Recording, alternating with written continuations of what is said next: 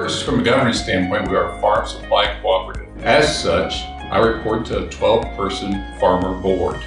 This board not only determines myself, the CEO, they hire and supervise me, but also they set strategy for Premier, they make the capital approvals, set policy like credit. And I think to me, it's very reassuring to the marketplace to have something that is farmer-owned, farmer-controlled. And just as an example, once a month, I appear before this group, give an update on the business and how we do it. But I think it helps ensure that the mind of the farmer is always out front in the things that we do. This is our marketplace as Premier, that we basically run a trade area from Indianapolis to Cincinnati to Louisville. That roughly 20-25% of Southeast Indiana. This is meant to be from the mind of a farmer, the perspective of a farmer, but we try our best to do things that show us that we are innovative in the things that we're trying to offer you.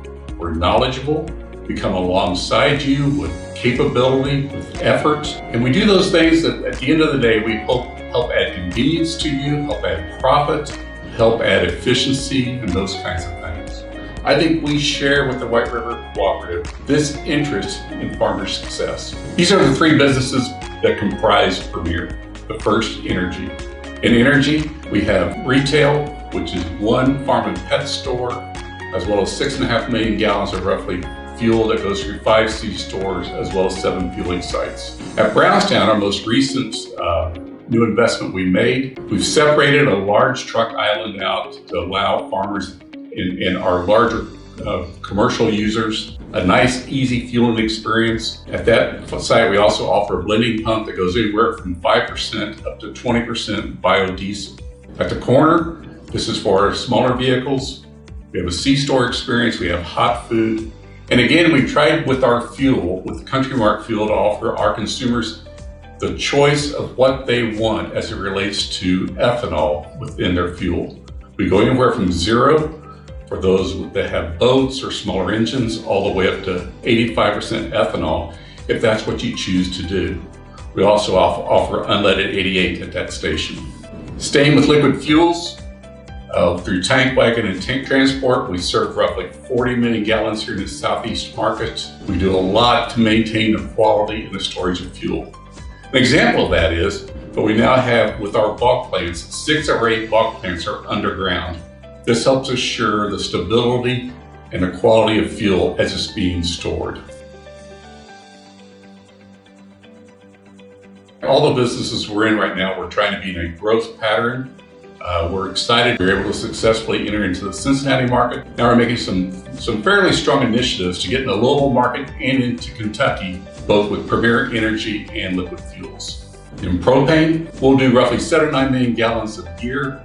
And we really feel like a key to success that we have in this marketplace is, again, our accessibility, our effort to quality. We've done over 95% of the homes that we serve a gas check, that we've gone back after we've been delivering propane to your homes, and we go back and do a gas check just to ensure that we feel like your system is safe to operate. We keep 24-hour service as well in case there's ever a problem. There's our storage tanks we have. The only reason to note that is we have 22 different tanks scattered throughout our trade area. And in those winters where the winter or the availability might cause a tightness of supply, we've tried to build a lot of storage here locally to be able to extend our ability to take care of our customers, even if there's a difficulty someplace else in getting the product to you. We also have a Premier Ag division. The first one to talk about a little bit is SwineLink. We right now produce about 130,000 head of pigs a year. And that's done through 15 barns right now. That we have 15 barns in this area that individual producers will make the investment into the barn. They'll manage and care for the pig. And then we own the animal and we feed the animal. This has worked extremely well for Premier. In fact, this again is a business we'd like to see grow. A lot of the reason is because it's a cost plus contract, and we have been able to standardize how we do this to make sure as you find something that works, you can transfer that success, that capability, that efficiency throughout the infrastructure. So when we do it in one barn, we do it in 15. Also in the ag division is our agronomy group. There's the respective sizes that we have. What this page roughly tells you is between a third or half of the market in Southeast Indiana of the crops grown are served by Premier. That's roughly what these numbers convey. It's important to us we remain relevant to those that are looking for a supplier. We want to be that supplier, and we want to be viewed as relevant. In agronomy, the gorilla in the room would be Nutrien.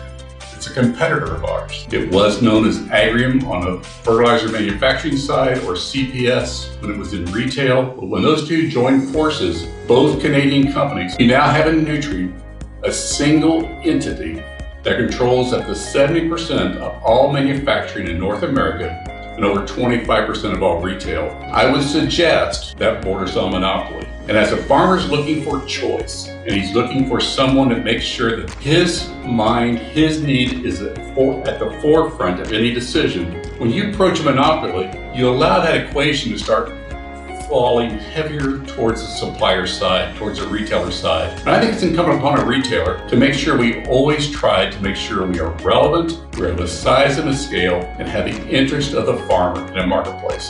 But we've tried to do those things to not only compete against other suppliers that maybe have a national footprint, but we've also made investments to make sure, again, like we did in fuel, like we did in propane, that we keep a supply and a speed and an access that meets your needs. In the last few years, we have doubled our storage and dry fertilizers. We've improved the speed of that. And in crop protection now, we've reinvented 3 different buildings, which allow us not only to serve our own custom application equipment, but we try to design this in such a way that for those farmers that want to self-apply, that have their own application equipment, we're trying to make investments ourselves that allow you to not have to make that same investment on your farm.